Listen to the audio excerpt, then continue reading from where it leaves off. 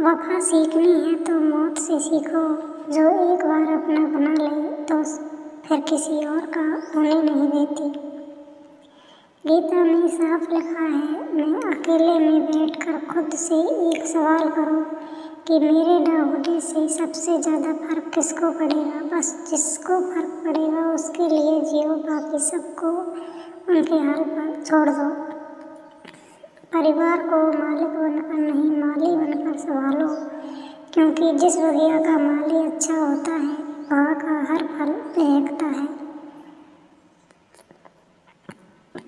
समय, सम्मान और विश्वास, यह 3 चीज़ें ऐसी होती हैं जो एक बार हाथ से गई तो फिर दोबारा लौटकर कभी नहीं वापस आती। जब आपको एहसास हो जाए कि आप एक लम्हा 2 बार नहीं जी सकते, तब शायद आपको जिंदगी की अहमियत समझ आ जाएगी। ध्यान रहे, वक्त से पहले बोले गए शब्द और मौसम से पहले तोड़े गए फल दोनों ही व्यर्थ होते हैं। अपने जीवन में हमेशा याद रखना ये बात है,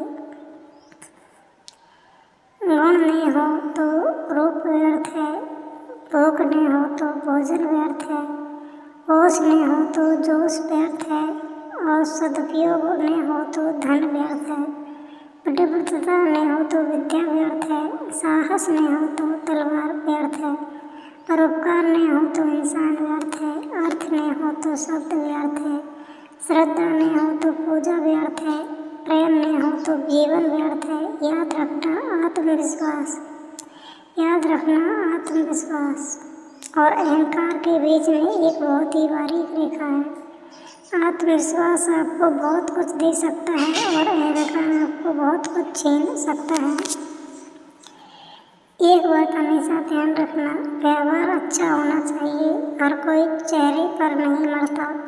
याद रखना, बात से बात की गहराई चली जाती है, झूठ आ जाए तो सच्चाई चली जाती है।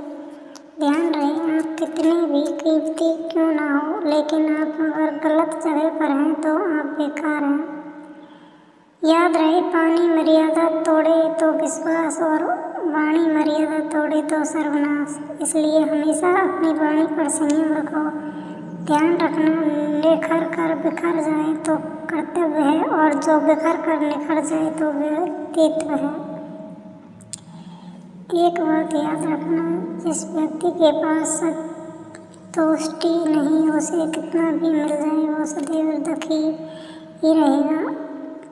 सिर्फ एक दिन किसी से शिकायत, किसी की निंदा न करके देखिए, शांति और खुशी ढूंढनी नहीं पड़ेगी।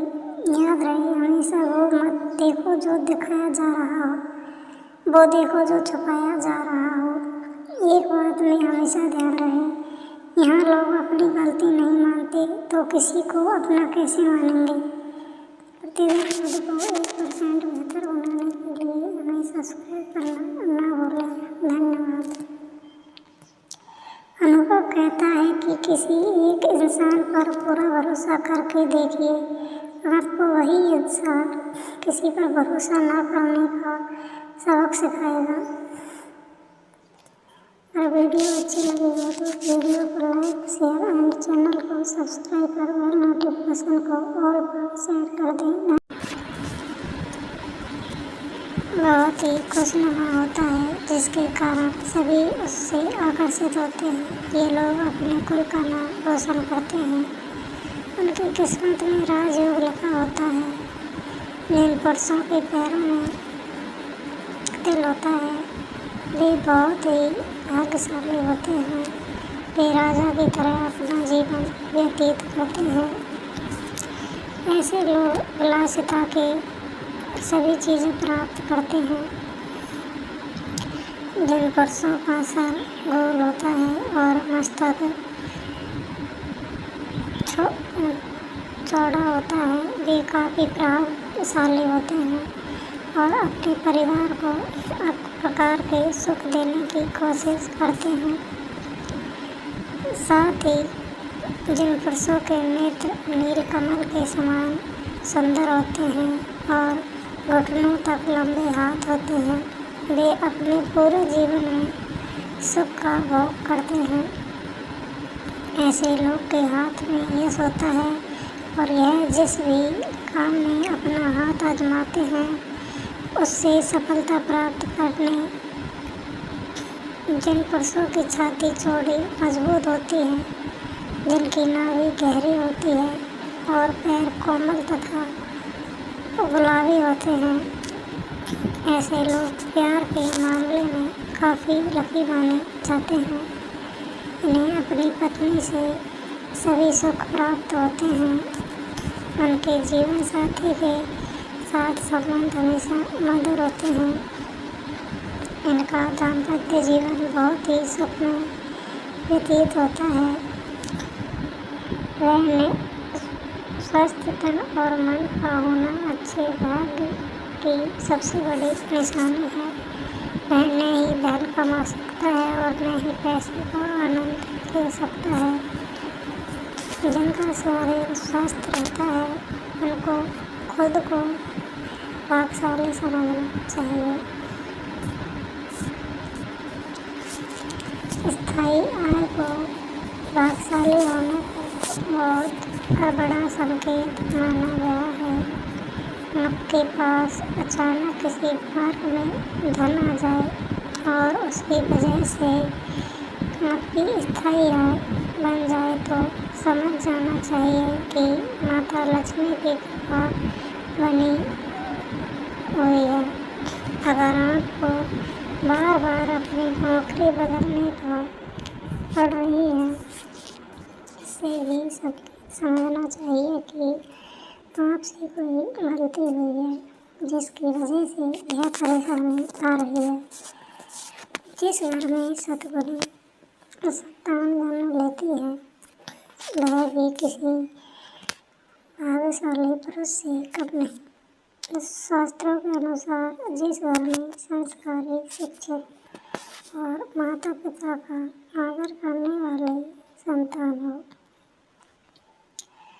उसका जीवन सुखमय हो जाता है। ऐसे व्यक्ति बुढ़ापे में भी सुख भोगते हैं और मृत्यु के बाद परलोक जाते हैं। इसलिए यह भी कहा जाता है कि पूत सपूत तो धन संचय, पूत कपूत तो धन का नाश। यानी पूत सपूत हो तो धन का संचय करने की जरूरत नहीं होती। वह खुद ही धन कमाकर धनवान बन जाता है। लेकिन अगर पूत कपूत हो तो संचित किया हुआ भी धन नष्ट हो जाता है। सुकन्या पत्नी का मिलना पुरुष के लिए भाग्यशाली होने का संकेत मिलता है। शास्त्रों में कहा गया है कि जो भी कन्या अपने परिवार की मर्यादा का ध्यान रखते हुए कार्य करती है वह सुकन्या है। और जिसके भी पुरुष का विवाह सुकन्या से होता है उस घर की बरकत हमेशा बनी रहती है और हमेशा सुख शांति बनी रहती है। जिस भी पुरुष की पीठ कछुए की पीठ के समान होती है वह बहुत ही धनवान और भाग्यशाली होता है। ऐसे व्यक्ति के बारे में कहा जाता है कि उन्हें बहुत सुख और समाज को मान सम्मान मिलता है। जिन पुरुषों की छाती छोटी और नाक लंबी होती है वे अपने जीवन में बहुत कम उम्र में सफलता हासिल कर लेते हैं। अगर किसी पुरुष पैर की तर्जनी होकर उसके अंगूठे की फटी होती है तो उसे अच्छा जीवन साथी मिलता है। जिन पुरुषों की खेती में देखभाल होते हैं उन्हें जीवन में धन, ऐश्वर्य और खूब सुख समृद्धि मिलती है।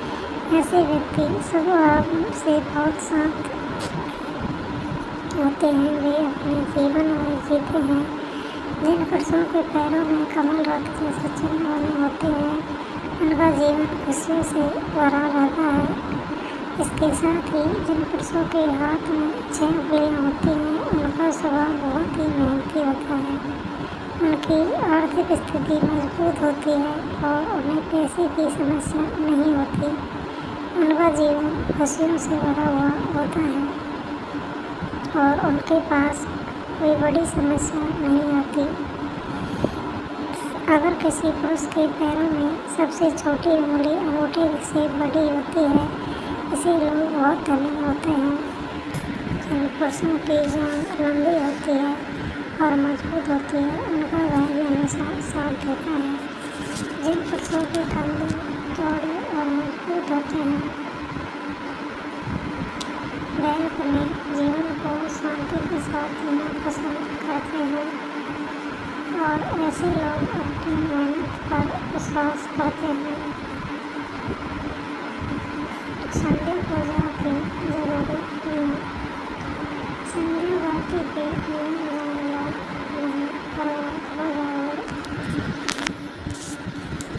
राधे राधे दोस्तों, हमारे चैनल अर्जुना क्वाइट एंड योग पर स्वागत है। दोस्तों, संध्या पूजा या संयम का वक्त की पूजा को हिंदू धर्म में बहुत महत्वपूर्ण माना गया है।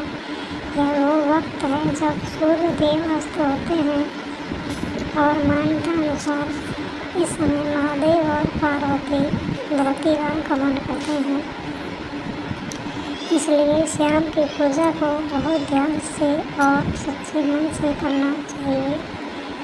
दोस्तों, आइए जानते हैं कि शाम की पूजा किस तरह की जाती है और इस पूजा का वक्त किन किन बातों का ध्यान रखना चाहिए। संध्या पूजा के लाभ। संध्या पूजा करने से घर में कभी भी धन का अभाव नहीं होता। नियमित रूप से संध्या पूजा करने वाले की अकाल मृत्यु नहीं होती। शनिदेव और हनुमान जी की पूजा विशेष प्रभावशाली होती है। शनि से पीड़ा की मुक्ति के लिए संध्या पूजा जरूरी है। कार्य, रोग और शत्रु मुक्ति के लिए संध्या पूजा ज़्यादा महत्वपूर्ण होती है। संध्या पूजा की विधि।